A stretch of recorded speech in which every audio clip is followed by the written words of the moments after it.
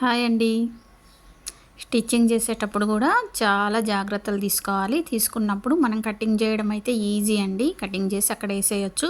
కానీ స్టిచ్చింగ్ చేసేటప్పుడే చాలా నీట్గా, చాలా జాగ్రత్తగా, అంటే మనం ఎంత టెన్షన్ మందమని, పాదం మందమని పడతామన్నమాట.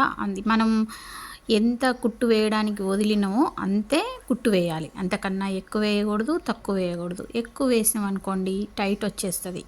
ఒకవేళ తక్కువ వేస్తే లూజ్ వస్తుంది ఒక్కో దగ్గర, అంటే మెడల దగ్గర వాటి దగ్గర మనం కావాల్సినంత మనం కుట్టు కోసం ఎక్కువ వదులుకొని తక్కువ కుట్టు వేసామనుకోండి అప్పుడు లూజ్ వస్తుంది. అందుకోసం అలాంటి జాగ్రత్తలు కూడా తీసుకోవాలి.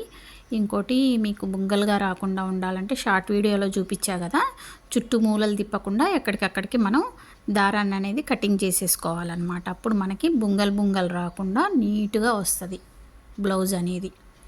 ఓకేనా.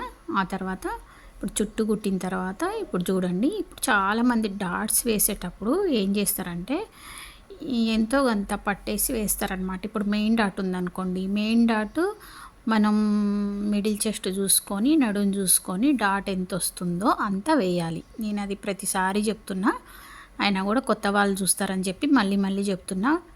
పాత వాళ్ళు అయితే ఏమీ అనుకోవద్దు. ఇప్పుడు చూడండి, ఇప్పుడు మెయిన్ డాట్ ఎంత పట్టాలో అంత పట్టుకోండి. ఇంకోటి, భుజానికి స్ట్రైట్గా వచ్చేలాగా చూసుకొని పట్టుకోండి ఆ మెయిన్ డాట్ అనేది.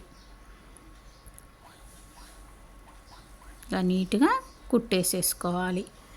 వేసుకున్న తర్వాత ఇప్పుడు మనం ఉక్సుల పట్టీ లూబుల పట్టీలకు వెళ్ళి కూడా ఒక డాట్ వస్తుంది కదా, ఆ డాట్ని కావాలంటే మీకు క్రాస్లో కుట్టగలము అంటే క్రాస్లో తీసుకోండి ఆ డాట్ని.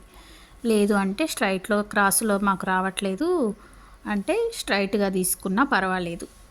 ఓకేనా.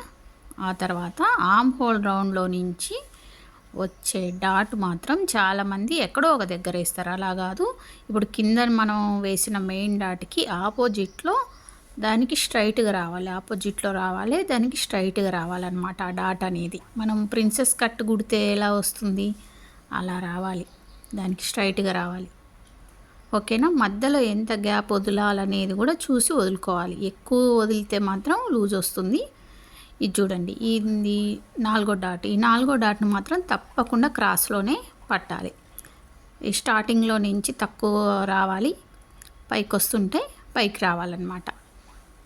ఓకేనా. అప్పుడే మనకి చెస్ట్ అనేది పట్టినట్టుగా నీట్ ఫిట్టింగ్ అనేది వస్తుంది. ఓకేనా.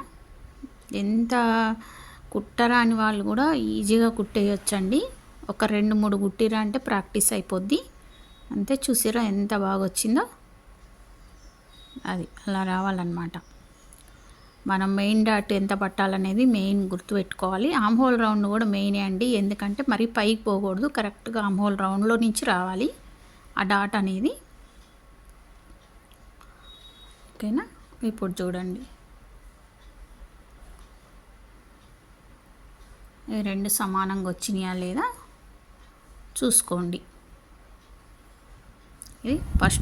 ఇదేమో ఫస్ట్ కుట్టింది, ఇది కూడా చాలా నీట్గా ఎంత బాగా వచ్చిందో చూడండి. కుట్టిన తర్వాత ఇప్పుడే మీకు ఫ్రంట్ సైడ్ అంటే ఉక్సుల పట్టీ లూబుల పట్టీకి వెళ్ళి సేమ్ వచ్చిందా లేదా అనేది ఒకసారి ఇప్పుడే చెక్ చేసుకుంటే ఏంటంటే తర్వాత ఎక్కువ తక్కువ కాకుండా ఉంటుంది అన్నమాట. ఓకేనా.